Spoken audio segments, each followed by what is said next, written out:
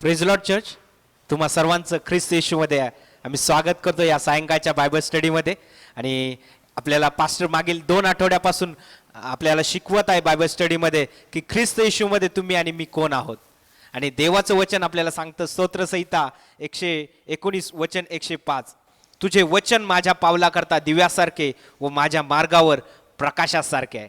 आणि देवाचं वचन तुम्ही आणि मी, आपण पास्टर आपल्याला शिकवत आहे की ख्रिस्तामध्ये तुमची माझी व्हॅल्यू काय, मूल्य काय आहे.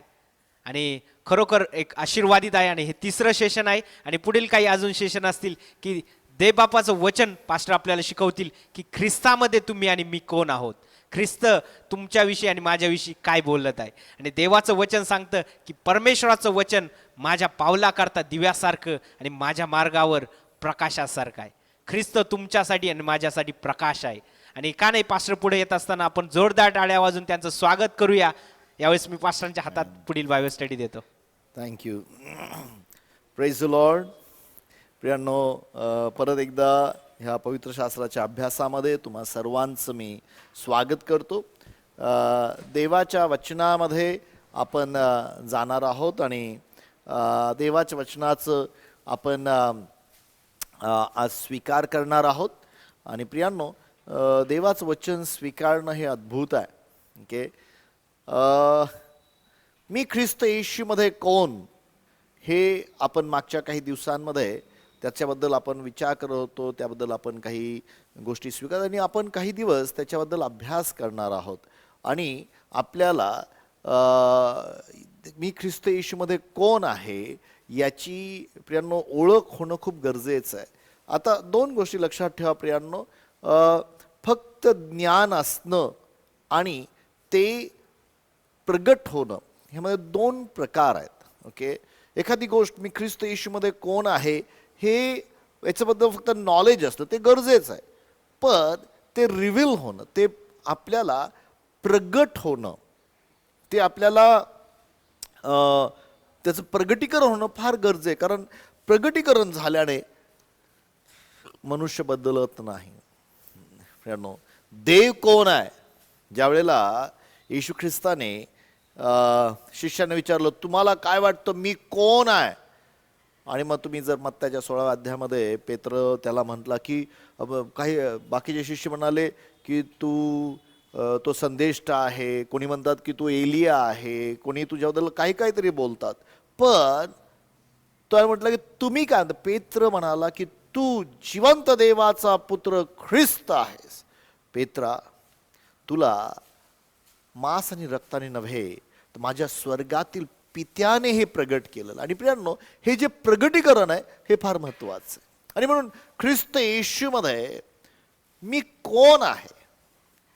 आता हे तर शिष्य येशूबरोबर चालत होते, येशूबरोबर जेवत होते, येशूबरोबर बसत होते, येशूबरोबर 3.5 वर्ष त्यांचे संबंध होते. पण बऱ्याच पैकी लोकांना त्याची ओळख नव्हती. तो म्हणतो, जर तुम्ही मला पाहिलं तर तुम्ही पित्याला पाहिलेलं आहे. हे तुला माहीत नाही काय? माझ्या भावना बहिणींनो, हे जे प्रगटीकरण हे होणं खूप गरजेचं आहे. आणि म्हणून मागील काही दिवसामध्ये आपण पाहिलं की येशू ख्रिस्तामध्ये आम्ही स्वीकारले गेलेलो आहोत. येशू ख्रिस्तामध्ये आम्ही देवाचे मूल आहोत. प्रभू येशू ख्रिस्तामध्ये प्रियांनो आपण पाहिलं, आज जे पाहणार आहोत की मी येशू ख्रिस्तामध्ये नीतिमान ठरवला गेलेलो आहे. आय एम मी ख्रिस्तामध्ये जस्टिफाईड झालेलो आहे, मी नीतिमान ठरवलं गेलेलो आहे. आणि ही गोष्ट आम्ही समजून घेणं खूप गरजेचं आहे. जर एकदा का आम्हाला हे प्रगटीकरण झालं की ख्रिस्त येशूमध्ये मी जस्टिफाईड किंवा मी नीतिमान ठरला गेलेलो आहे. रोमकरासपत्राचा 5वा अध्याय आणि 1 वचन आपण आज त्याच्यावर मनन करूया. रोमकरासपत्राचा 5वा अध्याय आणि 1 वचन.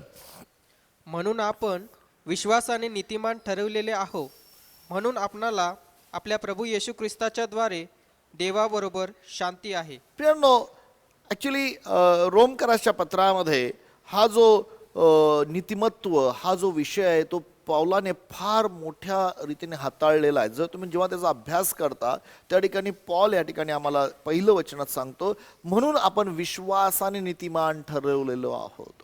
ओके, हा जो शब्द आहे नीतिमान ठरवलेलो आहोत, हा इंग्लिशमध्ये जस्टिफाईड बाय फेथ असं म्हटलेलं आहे,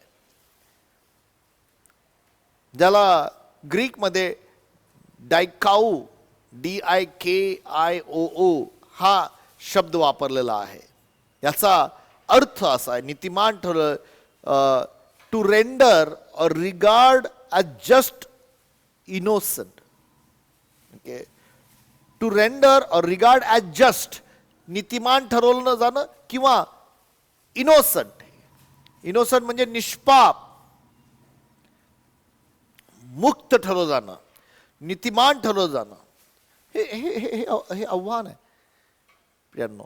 हे समजलं की मी जेव्हा ख्रिस्त येशूला स्वीकारतो, प्रभू येशू ख्रिस्ताला मी स्वीकारतो, मला निष्पाप ठरवलं जातं, मला इनोसंट ठरवलं जातं. जसं लहान बाळाला अरे हे निष्पाप, याच्यामध्ये ह्या बाळामध्ये काही वाईट नाही, कपट नाही, हे बाळ अगदी एकदम ना गोंडस बाळ आहे, त्याच्यामध्ये त्याला काही कळत नाही, त्याला समजत नाही. तसं प्रियांनो नीतिमान ठरवलं जाणं आहे. आणि हे जे स्वीकारणं खूप गरजेचं आहे. आणि ह्या ठिकाणी पॉल म्हणतो रोमकराशामध्ये की विश्वासाने नीतिमान ठरवलं गेलो आहोत.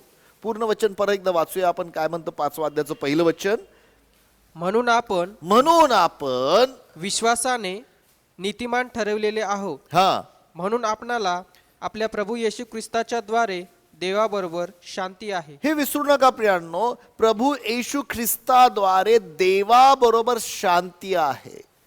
कधीतरी देवाबरोबर आमचं वैर होतं, कधीतरी देवाचे आम्ही वैरी होतो, देव आणि आम्ही एकमेकाच्या विरोधात होतो.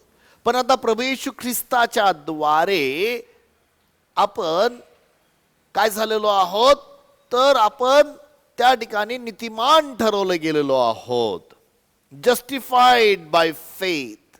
आणि ही जी गोष्ट आहे अब्राहमाबद्दल बोललेलं आहे. जर तुम्ही उत्पत्तीच्या पुस्तकामध्ये गेलात तर 15व्या अध्यायाच्या 6व्या वचनामध्ये अब्राहमाला हेच स्टेटमेंट केलेलं आहे.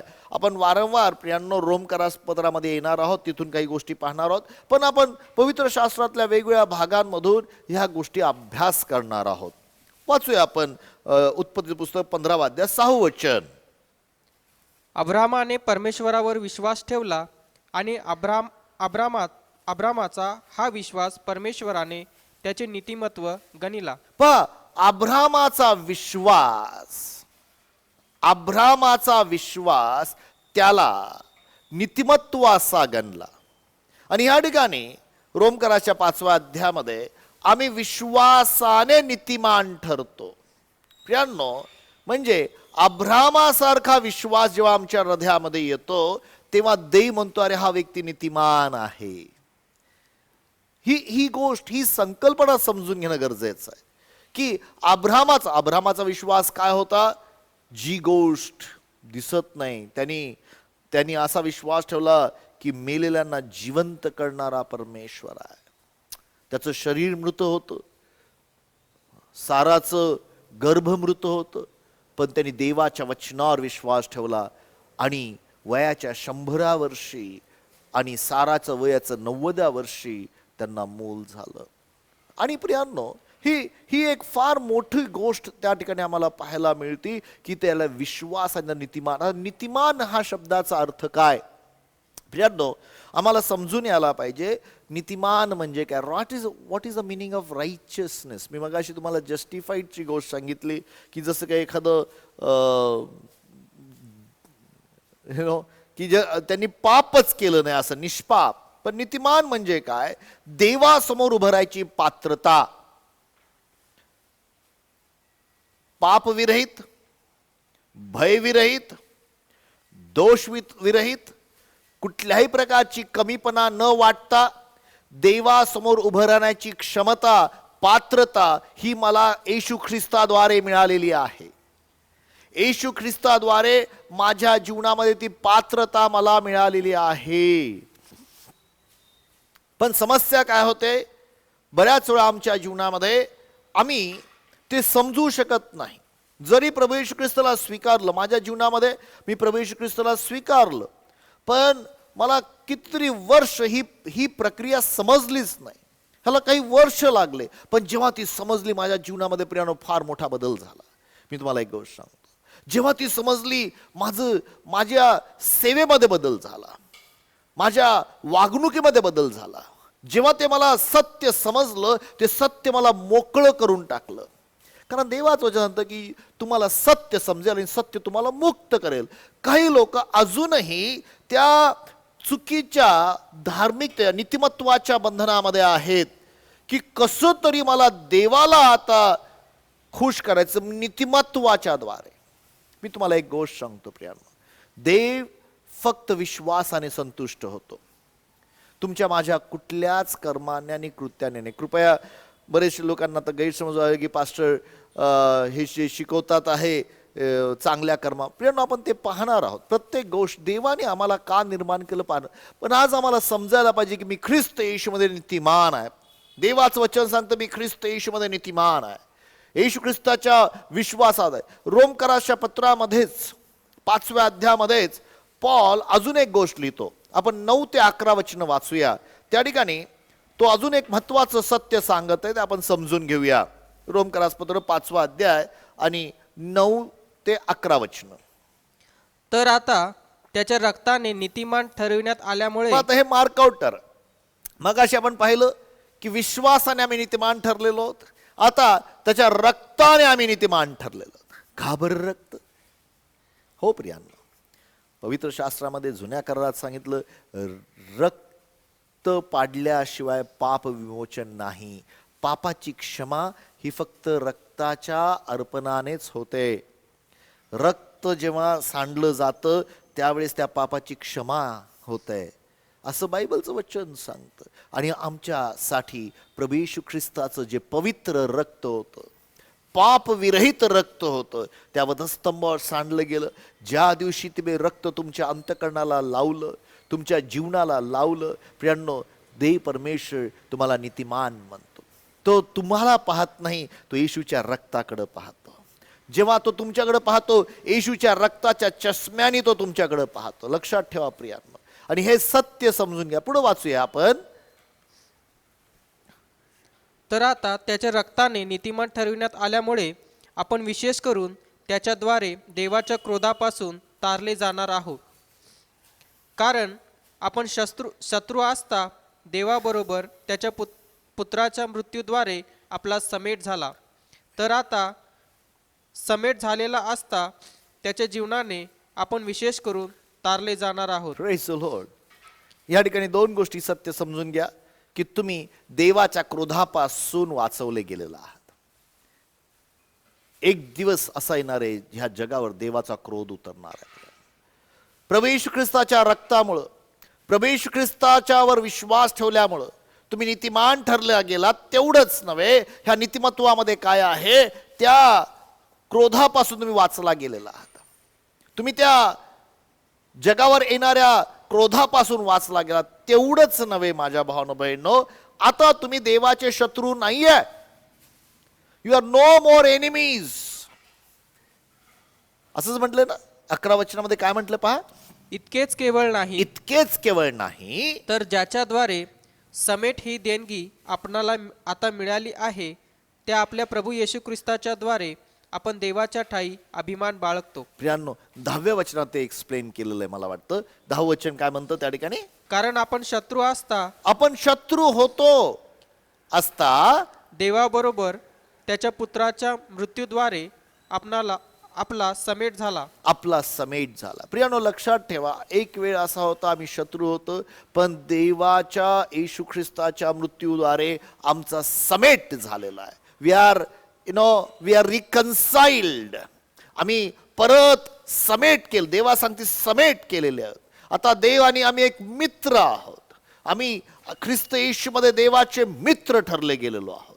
आणि हे जे सत्य आहे ते स्वीकारणं ख्रिस्त येशूमध्ये मी नीतिमान ठरला गेलेलो आहे. आता मी शत्रू नाही आहे. प्रियांनो, जुन्या करारामध्ये देखील आम्हाला ह्या गोष्टी वाचायला मिळतात. तुम्ही जर यशाचं पुस्तक याचा 40वा अध्याय आणि पहिलं आणि दुसरं वचन वाचाल तर तुम्हाला त्या वचनामध्ये ह्या गोष्टी स्पष्ट केलेल्या आहेत. यशाचं पुस्तक 40वा अध्याय आणि पहिलं आणि दुसरं वचन. सांत्वन करा, माझ्या लोकांचे सांत्वन करा, असे तुमचा देव म्हणतो. यरूशलेमेच्या मनाला धीर येईल असे बोला. तिला पुकारून सांगा, तुझे युद्ध संपले आहे. तिला पुकारून सांगा. आज माझ्या भावांनो बहिणींनो, जगातल्या प्रत्येक व्यक्तीच्या कानामध्ये आम्हाला सांगायला पाहिजे, तुमचं युद्ध संपलेलं आहे. देव आता तुमच्यावर रागावलेला नाहीये. देव तुमच्या संगती युद्ध करत नाहीये.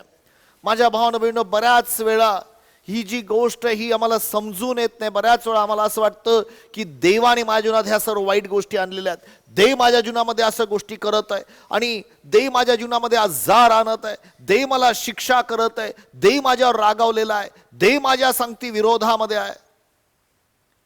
खरं पाहिलं तर चोर येतो चोरी करायला, नाश करायला, घात करायला. मी आलोय जीवन आणि विपुल जीवन देण्यासाठी. पण आमच्या मनामध्ये देवाबद्दलचे गैरसमज का आम्हाला हे सत्य समजलं नाहीये की देव आणि आमचं युद्ध नाहीये. पुढे वाचा काय म्हणतं. तुझ्या पापाबद्दलचा दंड मिळाला आहे. तुझ्या पापाबद्दलचा दंड मिळालेला आहे. परमेश्वराच्या हातून तुझ्या सर्व पापांचा तुला दुप्पट बदला मिळाला आहे. ऐका, कोणाच्या हातून? हा तुमच्या हातून नाही. तुम्ही त्याला काहीतरी पापाबद्दल, चला देवा मी तुला माझ्या पापाबद्दल आता हे अर्पण देतो, मी माझ्या पापाबद्दल आता एवढा दशमांश देतो, मी माझ्या पापाबद्दल उपवास करतो, मी माझ्या पापाबद्दल. नाही प्रियांनो, तुम्ही आणि मी आमच्या पापासाठी आम्ही काहीच करू शकत नाही. देव म्हणतो की परमेश्वरापासूनच पापाबद्दल दुप्पट मोबदला दिलेला आहे. म्हणजे जर ह्या मोबाईलची किंमत 10,000 असेल तर देवाने ह्या मोबाईलचे 20,000 रुपये देऊन टाकले. थोडक्यात तुमच्या पापाची किंमत 1 कोटी रुपये आहे तर देवाने 2 कोटी दिलेले. ती 10 कोटी असेल तर 20 कोटी रुपये देवाने देऊन टाकले.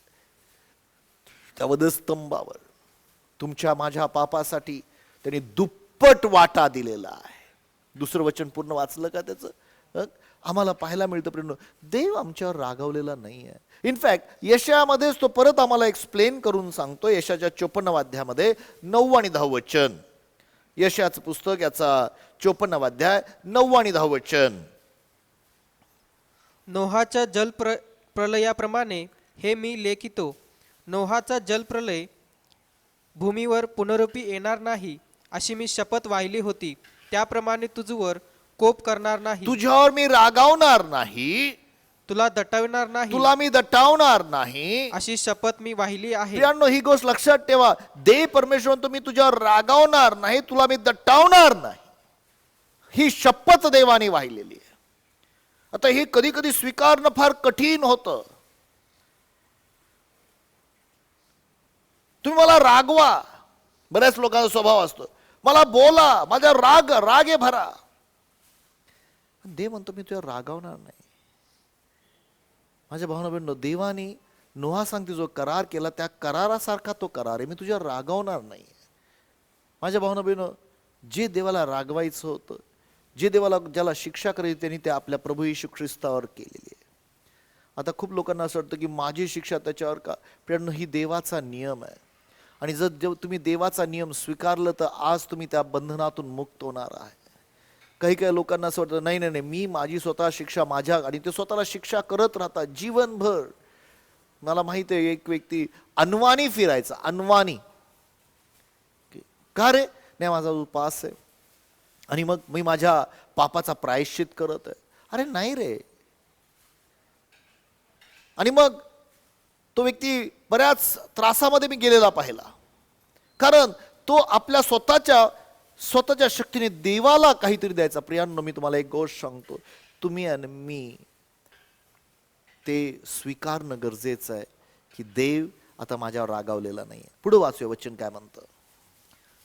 कारण पर्वत दृष्टीआड होतील, हा, टेकड्या ढळतील, परंतु माझी तुझवरची दया ढळणार नाही. माझी तुझ्यावरची दया ढळणार नाही. माझा शांतीचा करार हालणार नाही. माझा शांतीचा करार हलणार नाही. माझ्या भावनांनो, आपल्या अवतीभोवती बघा, टेकड्या असतील, डोंगर असतील, अजून त्या ढळलेल्या नाहीये. याचा अर्थ देवाची दया तुमच्यावर धरलेली नाहीये.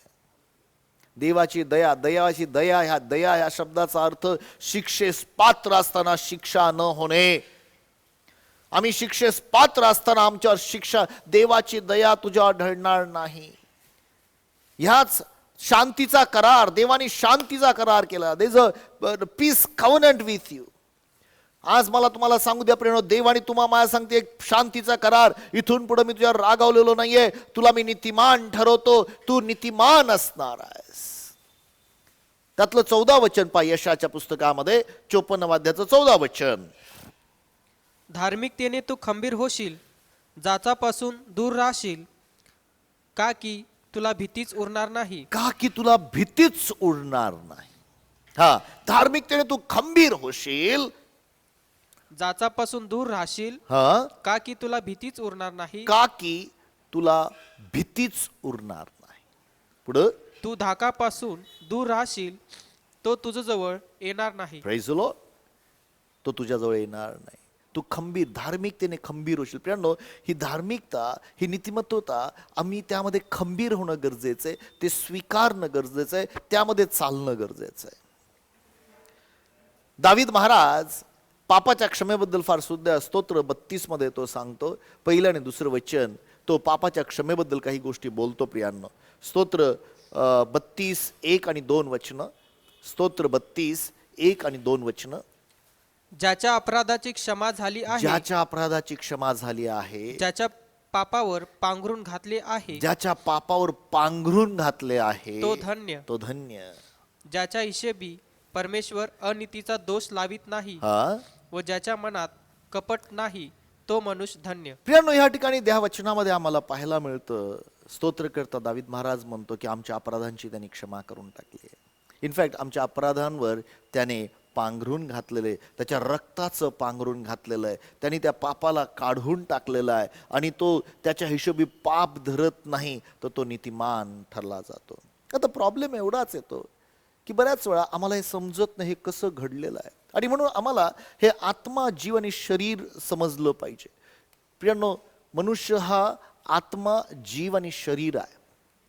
लक्षात ठेवा, हे कधीच विसरू नका की मनुष्य हा आत्मा. ज्या वेळेला माझं तारण होतं, मी आत्म्यामध्ये, माझ्या आत्म्यामध्ये जिवंत होतो. माझा जीव आणि माझ्या शरीरात काही बदल होत नाही. लक्षात ठेवा, हे सत्य समजून घेणं गरजेचं आहे. आणि माझं नीतिमत्व, मी ख्रिस्त येशूमध्ये कोण आहे, मी जो आतमध्ये आहे, माझ्यामध्ये आतमध्ये जो आहे, मी नीतिमान आहे. जेव्हा मी शरीरामध्ये चालतो, पॉल म्हणतो ह्या शरीरामध्ये चांगलं काहीच वसत नाही. जर तुम्ही रोमकरास पत्राचा अभ्यास केला, मला वाटतं 6वा अध्याय 7वा अध्याय कुठंतरी, त्या ठिकाणी तो म्हणतो की ह्या देहामध्ये चांगलं काहीच वसत नाही. देहामध्ये चांगलं काहीच वसत नाही. आणि ही रियालिटी आहे. हे जे शरीर आहे, ह्या शरीरामध्ये तुम्हाला चांगलं काही दिसणार नाही. पण एक लक्षात ठेवा प्रियांनो, ह्या आत्म्यामध्ये तुम्ही नीतिमान होता, राईचियस होता. ओके, तुम्ही राईचियस होता, नीतिमान होता तुमच्या आत्म्यामध्ये. आणि हे स्वीकारणं गरजेचं आहे. ते नीतिमत्व तुम्ही स्वीकारणं गरजेचं आहे. तुमच्या आत्म्यामध्ये तुम्ही नीतिमान होता. लॉर्ड, आय थँक यू, माझ्या आत्म्यात तुम्हाला नीतिमान केलं. रोमकराच्या पत्रामध्येच 1 अध्यायाच्या 17 वचनामध्ये पॉल त्या नीतिमत्वाबद्दल काही गोष्टी शिकवत आहे. प्रियांनो, पहा, सुवार्तेमध्ये नीतिमत्व प्रगट होतं. सुवार्ता काय आहे? ओके, रोमकरास पत्राचा 1 अध्याय आणि 17 वचन. रोम 1:17.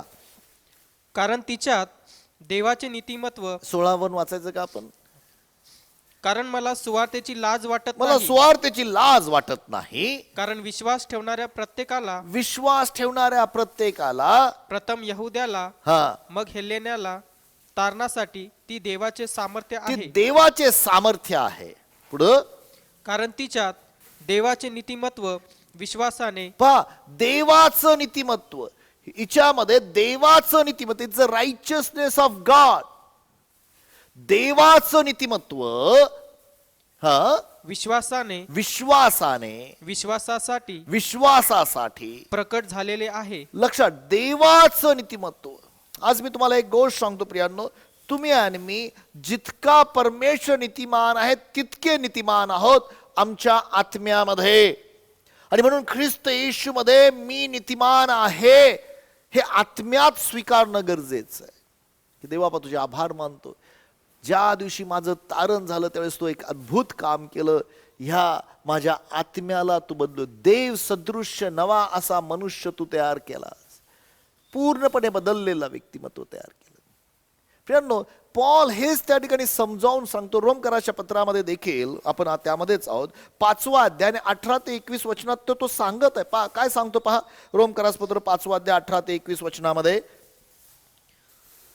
तर मग जसे एकाच अपराधामुळे सर्व माणसांना दंडाज्ञा होते, हा, तसे नीतिमत्वाच्या एकाच निर्णयाने सर्व माणसांना जीवनदायी नीतिमत्व प्राप्त होते. एकाच निर्णय, येशू ख्रिस्ताने हा निर्णय केला त्या वधस्तंभावर.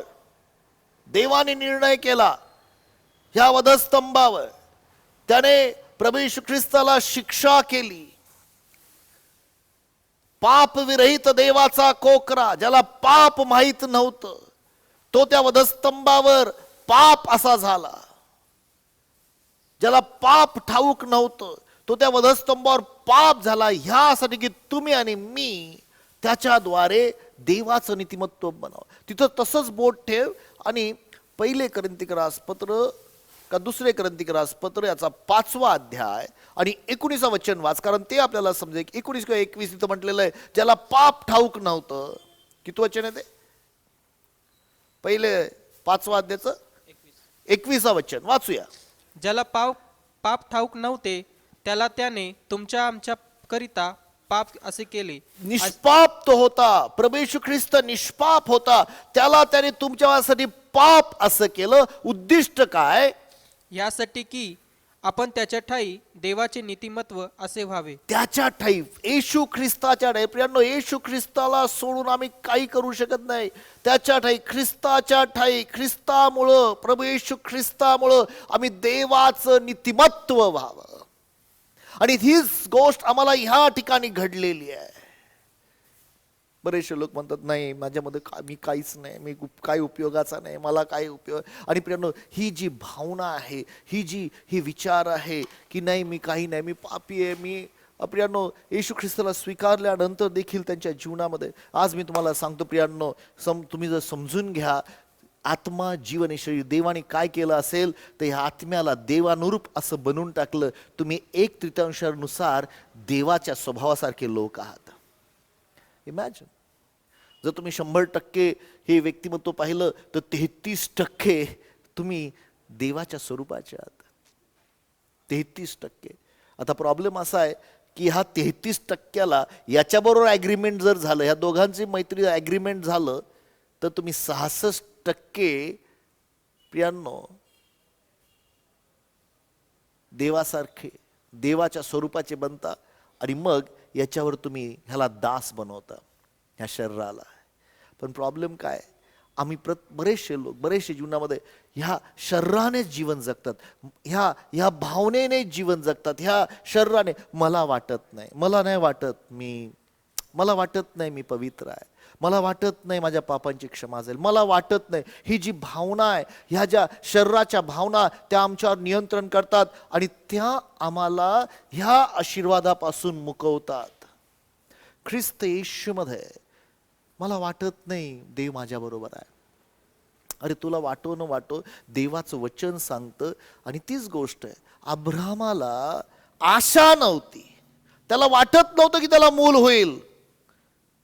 त्यांनी देवाला म्हटलं, देवा माझा जो मुलगा आहे तोच तुझ्यासमोर वाढू दे. त्याला वाटत नव्हतं, पण त्याने देवाच्या वचनाकडे पाहून देवाच्या वचनाचं गौरव केलं. आणि देवाचं वचन तुम्हाला सांगतं की तो तुमच्या आणि मला देवाचं नीतिमत्व देतोय.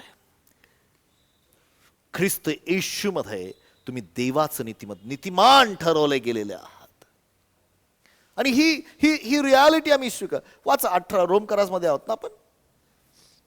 कारण जसे त्या एकाच मनुष्याच्या आज्ञाभंगाने पुष्कळ जण पापी ठरले होते, एकाच व्यक्तीच्या आज्ञा मोडल्याने पुष्कळ जण पापी ठरले, सर्वजण पापी ठरले. तसे ह्या एकाच मनुष्याच्या आज्ञापालनाने पुष्कळ जण नीतिमान ठरतील. एका व्यक्तीने आज्ञापालन केलं, प्रभू येशू ख्रिस्ताने आज्ञापालन केलं, प्रभू येशू ख्रिस्ताने आज्ञापालन केलं. त्याच्या आज्ञापालनामुळे मी नीतिमान ठरलेलो आहे. आणि त्याची आज्ञा प्रियांनो आव्हानात्मक होती, पण त्यांनी ती आज्ञापालन शेवट मरेपर्यंत त्यांनी आज्ञापालन केलं. प्रभू माझी इच्छा नाही तर तुझ्या इच्छेप्रमाणे होऊ दे. पुढं शिवाय अपराध वाढावा म्हणून नियमशास्त्राचा प्रवेश झाला, तरी जेथे पाप वाढले तेथे कृपा त्यापेक्षा विपुल झाली. 21 पर्यंत वचन वाचायचं आपल्याला. अशासाठी की जसे पापाने मरणाच्या योगे राज्य केले, तसे कृपेने नीतिमत्वाच्या योगे सार्वकालिक जीवनासाठी येशू ख्रिस्त आपला प्रभू याच्याद्वारे राज्य करावे. पहा, कृपेने नीतिमत्वाच्या योगे येशू ख्रिस्ताच्या द्वारे राज्य करावे. वैयक्तिकरित्या अभ्यास करा, वैयक्तिक अभ्यास करून समजून घ्या. मी तुम्हाला एक गोष्ट सांगतो प्रियांनो, नियमशास्त्र कशाला आलं? बायबलचं नियमशास्त्र आलं ह्यासाठी की पापाची वाढ व्हावी. अरे हो, जर नियमशास्त्र नाही तो कोणाला समजत नाही की पाप आहे म्हणून, असं बायबलचं वचन सांगतं.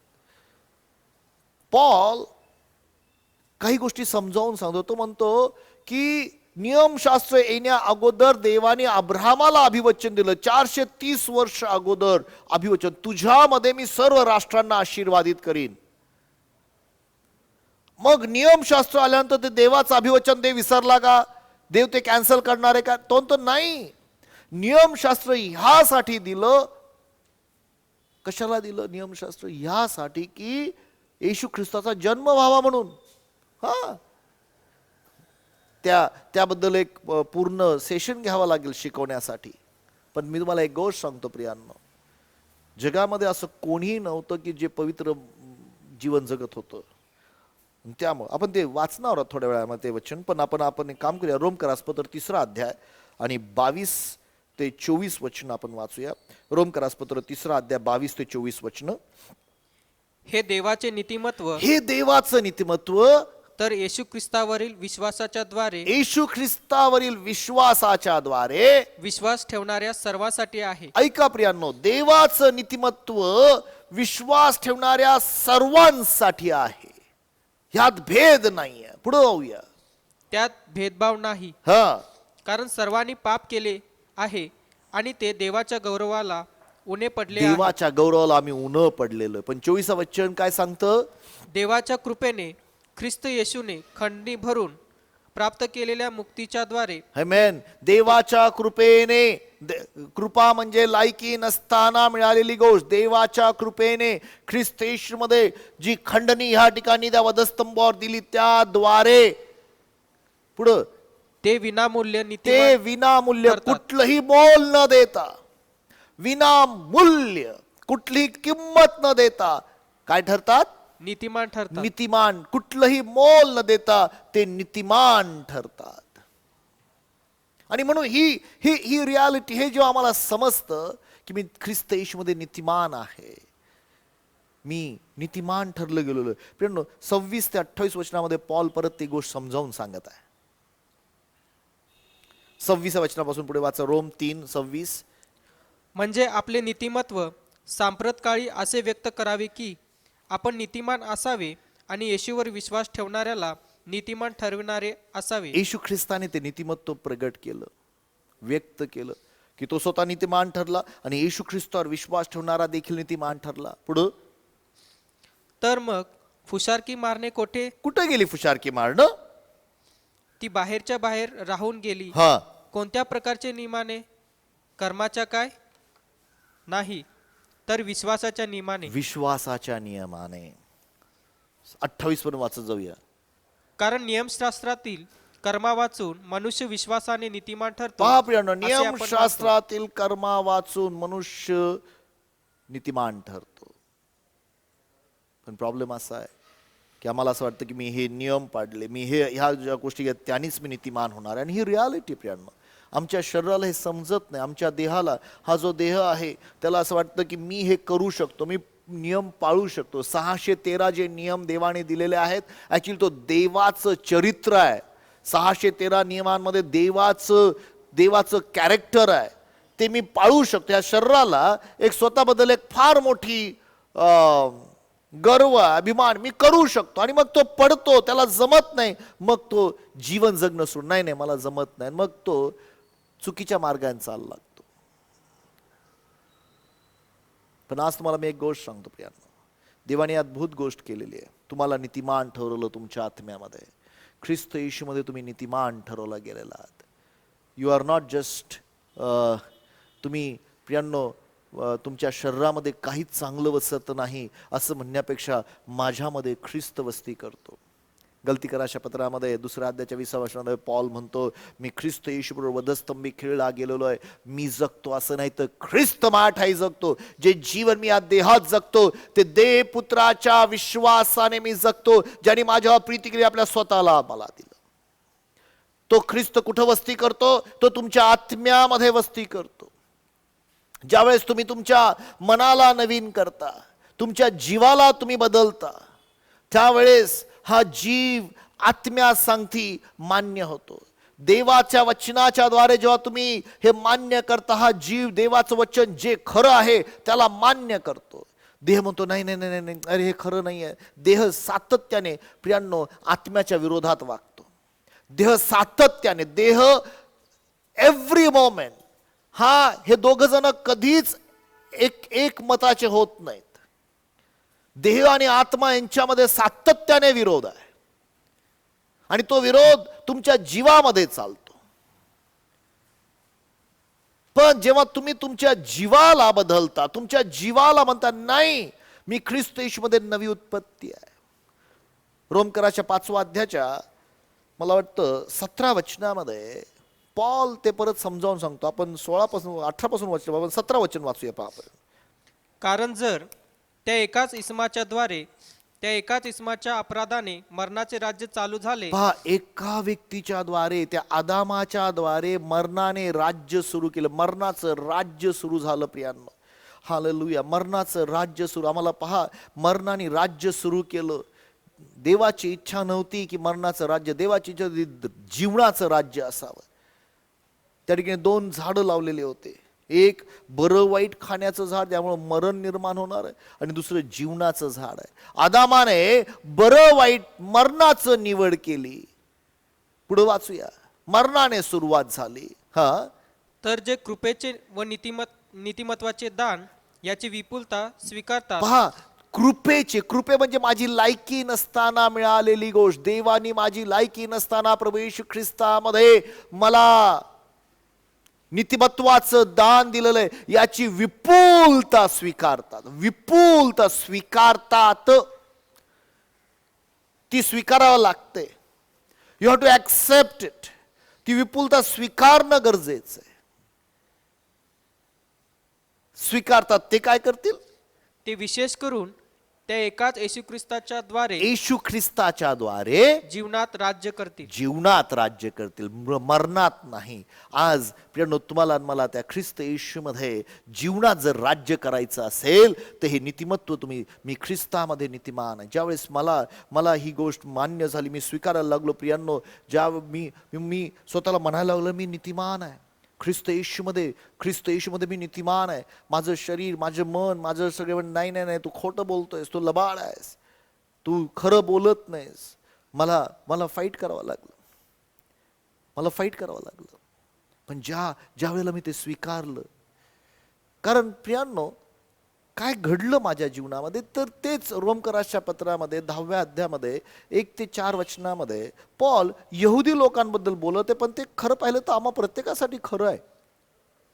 आम्ही देवाचं नीतिमत्व समजूच शकलो नाही. शकत नाही, म्हणून स्वतःचं नीतिमत्व स्थापन करण्याचा खूप प्रयत्न करतो. पहा काय म्हणतो 10वा अध्याय 1 ते 4 वचनं. बंधुजनो, त्यांच्याविषयी माझी मनीषा व देवाजवळ अशी विनंती आहे की त्यांचे तारण व्हावे. मी त्यांच्याविषयी साक्षी देतो की त्यांना देवाविषयी आस्था आहे. आस्था आहे त्यांना, देवाविषयी आस्था आहे, देवाविषयी अपेक्षा आहे, आस्था आहे. दे आर म्हणजे देवाच्या कार्याबद्दल त्यांना खूप इच्छा आहे. पुढं परंतु ती यथार्थ ज्ञानाला अनुसरून पण नाही. ती जी आस्था आहे जे त्याला देव योग्य ज्ञान आहे, वचनाच्या नुसार नाहीये. त्यांना जे वचन समजलेले ते प्रगट झालेलं नाहीये, त्या यथार्थ ज्ञानाला अनुसरून नाहीये. पुढं कारण त्यांना देवाच्या नीतिमत्वाची जाणीव नसल्यामुळे पहा त्यांना काय नाहीये, त्यांना देव किती नीतिमान हे समजलेलंच नाहीये. प्रियानो, देव पवित्र आहे, देव नीतिमान आहे. कुठलाही मनुष्य जो पापी आहे त्याच्यासमोर जाऊन उभं राहू शकत नाही. पुढं व ते आपलेच नीतिमत्व स्थापावयास पाहत काय असल्यामुळे करतायत, ते देवासारखं होण्याचा प्रयत्न करतायत. मी हे करेन, मी हे खाणार नाही, मी मी असं वागेन, मी ते करेन, मी देवाच्या नीतिमत्वासारखं बनेन. स्वतःचे प्रयत्न करतायत. पुढं ते देवाच्या नीतिमत्वाला ते वश झाले नाहीत. देवाचं जे नीतिमत्व देवाने ह्या वधस्तंभावर प्रगट केलं प्रियांनो, त्याला ते वश होत नाहीत. देवाचं नीत अजूनही काही लोक नाही, मी स्वतः प्रयत्न करेन. आज मी तुम्हाला सांगतो, ख्रिस्त येशूमध्ये आम्हाला ह्या वधस्तंभाचं कार्य पूर्ण स्वीकारायला पाहिजे की ह्या वधस्तंभामुळे मी नीतिमान ठरले गेलेलो आहे. येशू ख्रिस्तामध्ये मी नीतिमान ठरला गेलेलो आहे. आता मला ती धडपड जी आहे नीतिमत्व स्थापायची, माझं नीतिमत्व ते थांबवायचं आहे आणि येशू ख्रिस्ताचं काम स्वीकारायचं आहे. येशू ख्रिस्ताला धन्यवाद द्यायचा माझ्या जीवनामध्ये आणि त्याचं नीतिमत्व मला स्वीकारायचं. वाचूया पुढं.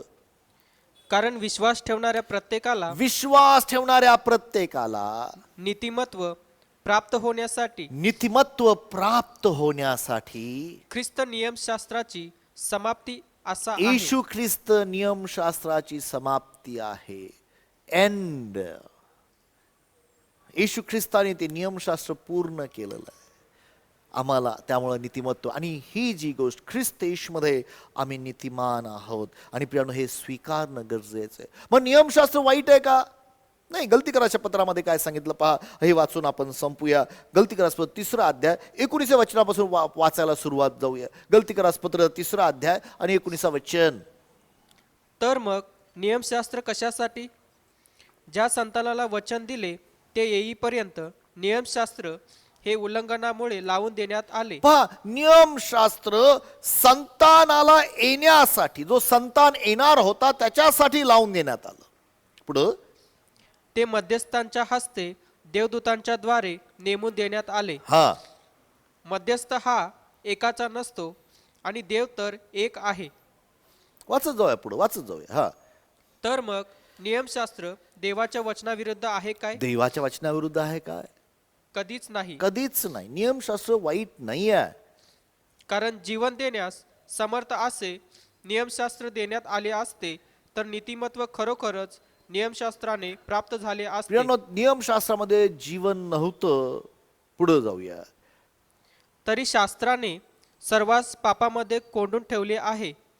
ह्यात उद्देश हा की विश्वास ठेवणाऱ्यांना येशू ख्रिस्ताच्या विश्वासाने जे अभिवचन आहे ते देण्यात यावे. आमेन.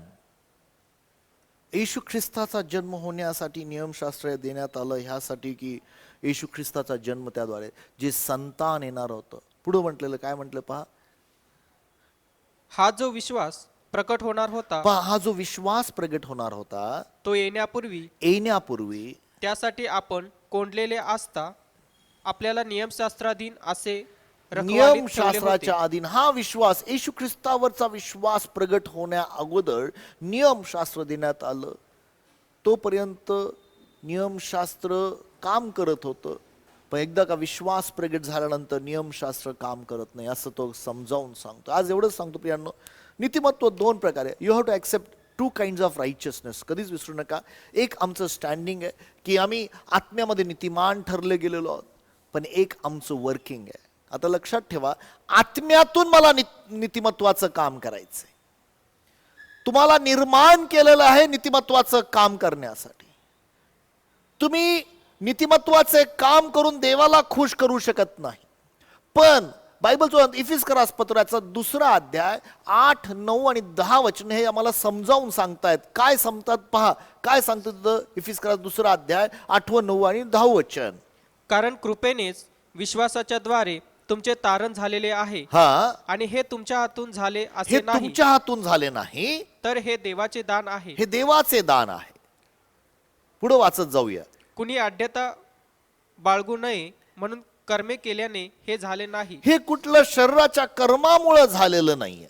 पुढं आपण सत्कृत्य करावी म्हणून ख्रिस्त येशूच्या ठाई निर्माण केलेले असे आपण त्याची हस्तकृती आहोत. आम्ही चांगली कामं करावी म्हणून ख्रिस्तामध्ये आम्हाला देवाची आपण हस्तकृती आहोत. म्हणजे तुम्हाला मी एक गोष्ट सांगतो प्रियांनो, नीतिमत्व आम्ही स्वीकारतो, पण ह्या जगामध्ये नीतिमत्वाचे कार्य आम्हाला करायला पाहिजे. महत्वाची काही लोकांना फार गैरसमज, नाही आता मी कसाही वागेन, मी काही करेन. माझ्या भावानं बहिणी, तुम्हाला मी एक गोष्ट सांगतो, ज्या वेळेला तुम्ही नीतिमान ठरले जाता आणि तुम्ही पाप करता, त्यावेळेस पापामुळं सैतानाला तुमच्या जीवनामध्ये तुम्ही मार्ग उघडा करून देता.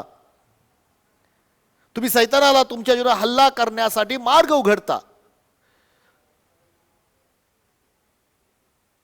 देव परमेश्वर असं म्हणत नाहीये की तुम्ही तुम्हाला नीतिमान ठरवलं म्हणून तुम्ही पाप करा. नाही. ज्यावेळेस येशू ख्रिस्ताने 38 वर्ष दुखणे करायला बरं केलं, त्यावेळेस त्यांनी त्याला एक सल्ला दिला, फार महत्वाचा सल्ला. योहानाच्या 5व्या अध्यायाच्या 14 वचनात तो म्हणतो, पहा आपण वाचूया. येशू ख्रिस्ताने त्याला गाठलं आणि त्याला म्हटलं, काहीतरी समजावून सांगितलं, आणि आज तीच गोष्ट तो आम्हाला सल्ला देतोय. काय सांगतो पहा बरं. 5वा अध्याय, योहानाचा शुभवर्तमान 5वा अध्याय 14 वचन. त्यानंतर तो मंदिरात येशूला भेटला, तेव्हा तो त्याला म्हणाला, त्याला ऍक्च्युली एका भाषेत त्याला गाठून म्हणाला असं म्हटलेलं आहे. त्याला तो पकडून, त्याला गाठून तो म्हणाला, पहा तू बरा झाला आहेस, तू बरा झाला आहेस, आतापासून पाप करू नको, आता इथून पुढे पाप करू नकोस. करशील तर तुझे पूर्वीपेक्षा अधिक वाईट होईल. करशील तर तुझे पूर्वीपेक्षा अधिक, म्हणजे काय, पाप इनरोड निर्माण करतं. त्याच्या समोर ती व्यभिचारामध्ये पकडलेली एक स्त्री आणली होती. मी तुला दोष देत नाही, जा इथून पुढे पाप करू नकोस. कृपा मिळाले म्हणून पाप करावे का? मुळीच नाही. रोमकरास 7व्या अध्यायाच्या 1ल्या वचनात, रोमकरास 6व्या अध्यायाचं 15 वचन आम्हाला स्पष्ट सांगतो, कृपा वाढावी म्हणून पाप करावे का? मुळीच नाही. बऱ्याच लोकांना हे समजत नाही. प्रियांनो, आम्हाला देवाने नीतिमान ठरवलेलं आहे यासाठी की आम्ही नीतिमत्वाचं जीवन जगावं. लक्षात ठेवा. आता देवाने मला नीतिमान ठरवलेलं आहे म्हणून मला पाप करण्याची परवानगी नाहीये. मी तुम्हाला सांगतो, जर तुम्ही पापामध्ये वाढत गेला तर पापामुळं काय होतं, काही लोक म्हणतात नाही चला मी तंबाखू खात राहीन आणि खात राहतात, ख्रिस्ती विश्वासणार आहे. काय होतं, काही दिवसामध्ये मृत्यूला ते मार्ग ओपन करतात. मरणाला, ज्या देवाची योजना आहे की तुम्ही 80 वर्ष 120 वर्ष जीवन जगावं, ते 50व्या 60व्या वर्षी मरून जातात, कॅन्सर होतो आणि मरतात. आता तुम्ही देवाने मारलं म्हणणार आहात का? नाही. कुठेतरी हा मार्ग उघडला ह्या व्यक्तीने. असे काही लोक आहेत की आपल्या आर्थिक गोष्टींवर, ह्या देहाच्या लोभामुळं, ह्या देहाच्या कार्यामुळं ते आर्थिक गोष्टींवर, आपल्या जीवनावर हल्ला, दरवाजा उघडतात, सैतानाला आपल्यावर मारू देतात. प्रियांनो, पाप आणि म्हणून हे 2 प्रकारचं नीतिमत्व कधीच विसरू नका प्रियांनो. एक नीतिमत्व देवाने आम्हाला दिलेलं आहे 100%, पण त्याचबरोबर आम्हाला ह्या आत्म्यात जर आम्ही चाललो तर आम्ही आत्म्याच्या द्वारे एक नीतिमत्वाचे कार्य करायला लागतो. आणि त्याचे फळं आम्ही भोगायला लागतो, त्याचे आशीर्वाद आम्ही भोगायला लागतो. जे आत्म्याद्वारे आमच्या जीवनात घडलेल्या गोष्टी असतात त्या आशीर्वाद देणाऱ्या, सर्व काळ टिकणाऱ्या गोष्टी असतात. आत्म्याच्या द्वारे जे नीतिमत्व, आणि ते आम्हाला समजणं गरजेचं आहे. बऱ्याच वेळा काही लोकांना ते समजत नाही आणि त्यांना वाटतं की नाही ठीक आहे, आता आम्ही काही करू. प्रियांनो, देव परमेश्वर कधीही पापाची वाढ करत नाही. पाप करणारा हा सैतानापासून आहे, लक्षात ठेवा. पण जो देवापासून, कोण जन्मलेला? देवापासून तुमचा आत्मा जन्मलेला आहे. जे आत्म्यात जन्मले ते आत्मा आहे. तुमचा आत्मा हा पाप करत नाही, त्याच्याने पाप करवत नाही, कारण त्यामध्ये देवापासून जन्मलेला आहे. तुमचं शरीर हे देहापासून जन्मलेलं आहे आणि म्हणून त्या देहामध्ये पाप दिसून येतं. आता प्रश्न असा आहे, जो तुम्ही आत्म्यात जन्मलेला आहेत, जो तुम्ही जीवाला बदलत गेला, तुमच्या जीवाचं नवीनीकरण करत गेलं, ख्रिस्त येशूमध्ये तुम्ही कोण आहात हे कबूल करत गेला, तुम्ही देवाचं वचन घेऊन देवाच्या वचनाच्या द्वारे मी ख्रिस्तामध्ये नीतिमत्व आहे, आरशासमोर स्वतःजवळ उभा राहून मी ख्रिस्त येशूमध्ये देवाचं नीतिमत्व आहे, मी स्वीकारला गेलेलो आहे, ख्रिस्त येशूमध्ये मी देवाचं मूल आहे. ज्या वेळेस तुम्ही ते कबूल करता, देवाच्या वचनाचा अभ्यास करता, तुमच्या जीवामध्ये बदल येतो. प्रियांनो, मी तुम्हाला सांगू द्या की ख्रिस्त येशूमध्ये तुम्ही खूप काही आहात. प्रभू करो प्रियांनो, ही वचनं तुम्हाला प्रगट हो आणि त्या नीतिमत्वामध्ये आपण चालूया, कारण ते नीतिमत्व आम्हाला आशीर्वाद देणारं नीतिमत्व तुमच्या आणि माझ्या जीवनामध्ये काम करणार. आपण यावेळेस प्रार्थना करूया. स्वर्गीय पित्या, आम्ही तुला धन्यवाद देतो, तुझी स्तुती करतो. देवबापा, आम्ही तुझे आभार मानतो तुझ्या वचनासाठी. वचन जीवन बदलणार आहे. माझ्या बापा, आज ज्यांनी ज्यांनी हे वचन ऐकलेलं प्रत्येकासाठी मी प्रार्थना करतो, ज्ञान आणि प्रगटीकरणाचा आत्मा दे, त्यांच्या अंतःकरणाचे डोळे उघडले जाऊ दे आणि तुझं सत्य वचन त्यांना प्रगट होऊ दे. प्रभू, ख्रिस्त येशूमध्ये ते कोण आहेत त्यामध्ये चालण्यास त्यांना सहाय्य कर आणि तुझा महिमा होऊ दे. तुला गौरव, महिमा, सन्मान देत प्रभू येशूच्या नावात मागतो म्हणून तो ऐक. आमेन आणि amen. God bless you. Thank you.